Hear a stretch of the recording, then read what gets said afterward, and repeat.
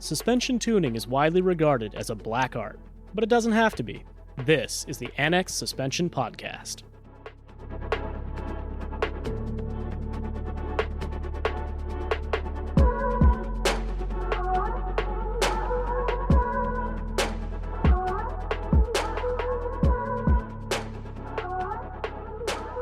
My name is Ezekiel from Annex Suspension Group.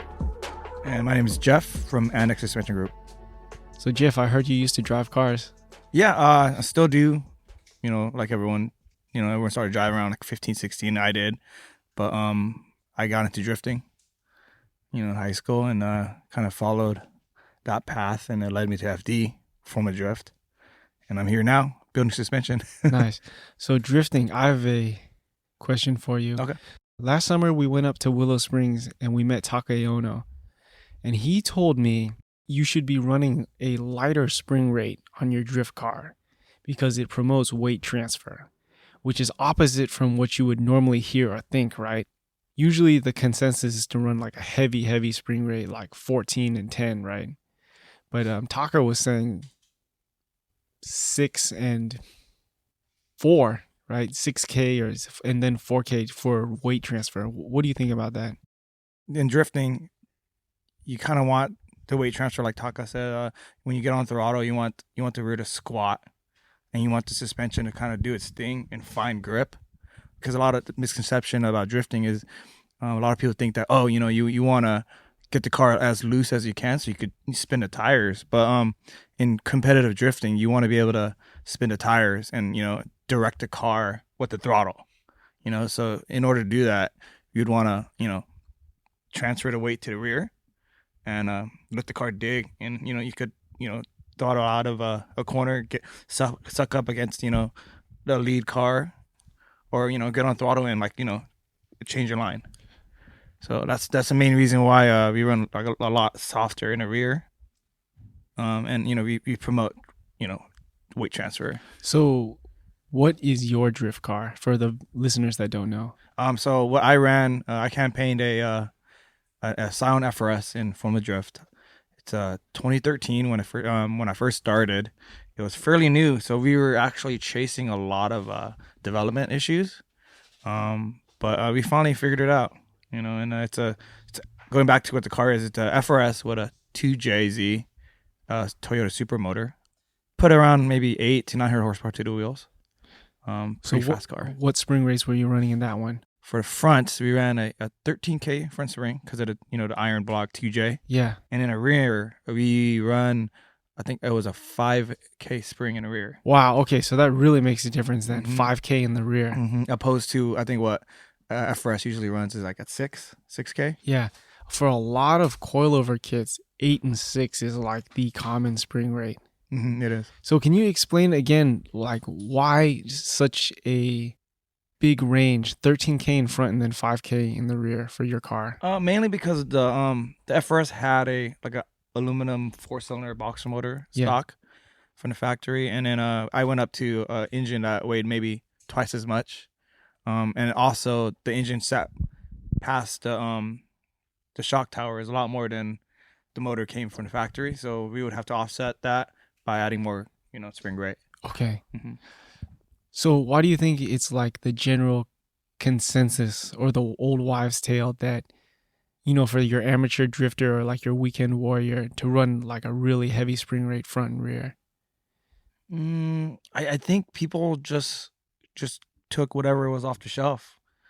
Drifting, back how drifting originated, it was basically there was like no recipe to do it. You just took a car that was lowered for just driving, just a lowered car, and you would just drive fast, and then the car would, start drifting around corners, and that was because the suspension was pretty hard, so it was slightly easier coming out of corners, and then as drifting progressed, you're actually initiating a drift before the corners now. It's like it's the drifting sport change where you would initiate and you would want to gain speed while drifting. Before drifting, you would only come out a corner, like how I think Tsuchiya kind of originated drifting, and he would just drive a regular circuit car, stiff suspension, come in fast, and then end up sliding out of the corner.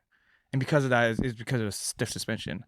So as drifting progressed and got more competitive, suspensions had to change. So I think that's why a lot of people in the beginning were running just off-the-shelf suspension, spring rates. 8.6 for 240s. Same with Corollas. They're pretty stiff from the factory. Typically, I've seen coilovers get a bad rap for being too stiff. Like I've read before, just casually online, people have said, don't go coilovers because they're too stiff. And I think that's similar to what you're talking about, is like those old style coilovers were oversprung, had too stiff of a spring rate from before. Yeah, I think generally it's because people kind of recommended not going too stiff because you lose the suspension stroke.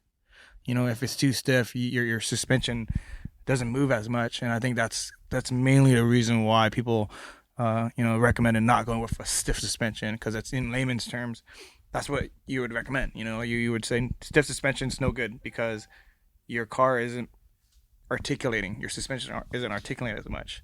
Nowadays, like what we do in Annex, we focus on suspension stroke. We add what's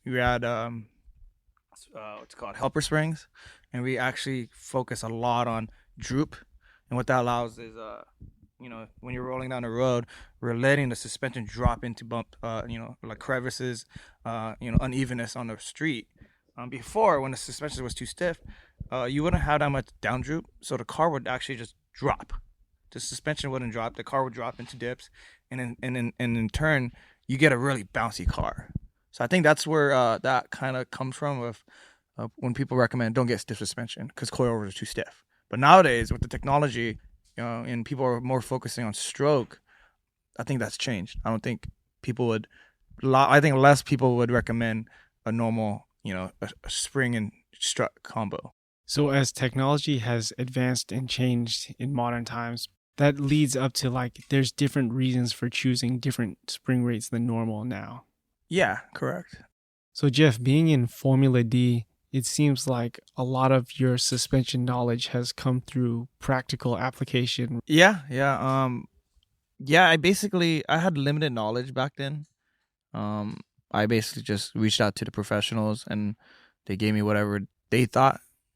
Basically most of the stuff was off the shelf, and I would just throw in spring rates on the shocks. After I would drive the car, I was like, oh, it's too stiff. I need more weight transfer, so keep going down in spring rates.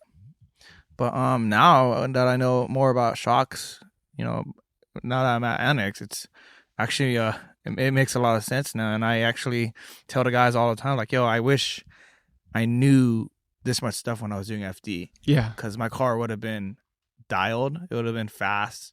A lot of time would have been saved by not chasing or tails. Yeah. So yeah, and unfortunately, I think in racing and a lot of grassroots motorsports, drivers and owners of the cars, I think they feel the same way. They just buy something off the internet, thinking that it's gonna work because people did all this R&D for their application, and they just run what they run.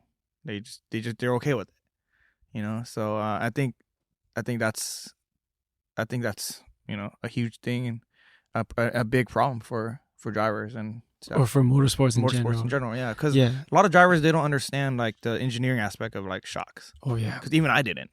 So it reminds me of a parallel with people adding aero to cars, where it's like you add a piece, it must be better, right? Mm-hmm. Somebody engineered it, it must be better for my car, when in actuality it may not be. It may make your car handle worse. Same with the suspension on your car.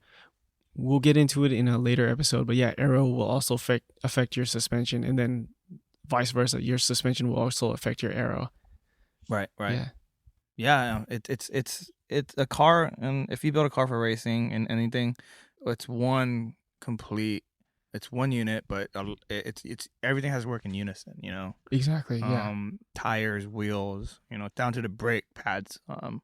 You can't just do one or the other. You have to kind of do everything with as a whole. Yeah. And it's hard to do because a lot of people, they can't buy everything all at once, so it's really hard because you do have to build a car knowing the end, the end, what's that word I'm looking for, the end goal, to make all those parts work in unison. And things change, like you could buy coilovers, when you buy the car, and by the time you get to the very end when you're ready to buy aero, those coilovers are outdated, Yeah. so it's hard to do. So yeah, thanks again, Jeff, for being on the podcast, and yeah, we'll have you on again. Cool, thanks for having me.